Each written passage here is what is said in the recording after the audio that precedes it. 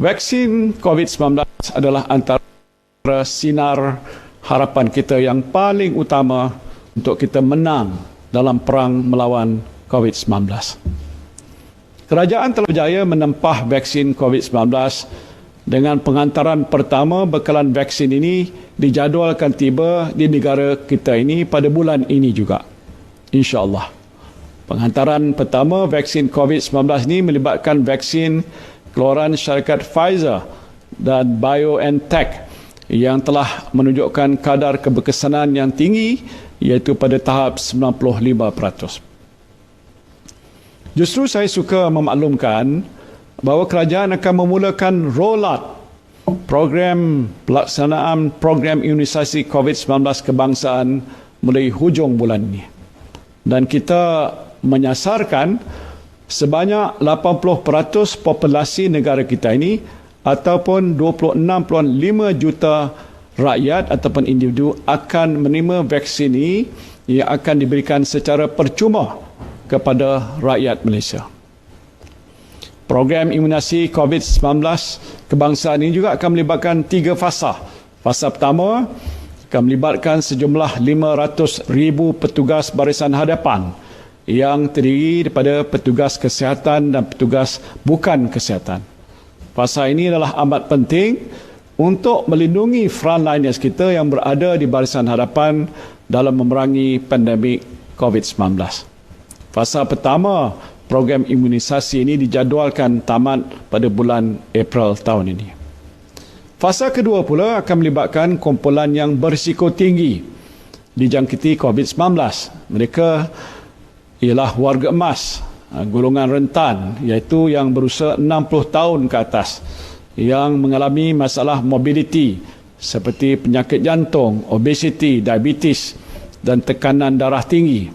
Golongan orang kelainan upaya OKU juga turut termasuk dalam fasa ini.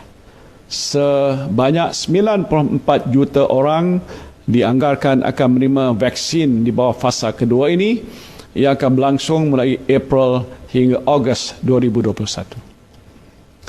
Bagi fasa ketiga, program imunisasi COVID-19 kebangsaan juga baki penerima vaksin merupakan golongan dewasa berumur 18 tahun ke atas yang akan bermula pada bulan Mei 2021 sehingga Februari 2022 atau mungkin kalau boleh lebih awal lagi.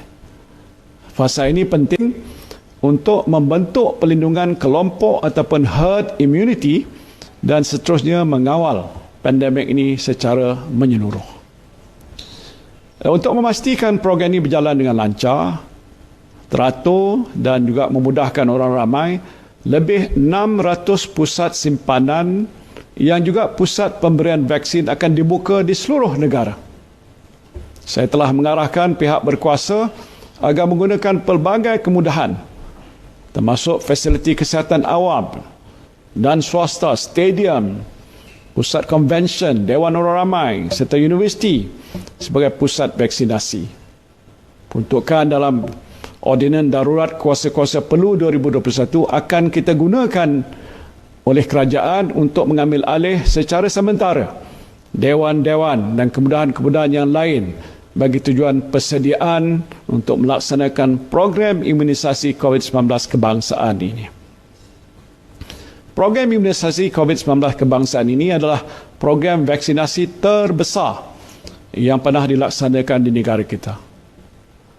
Justru saya menyeru dan mengajak seluruh rakyat Malaysia untuk bersama-sama mengembeling tenaga dan segala sumber yang ada bagi menjayakan program kita.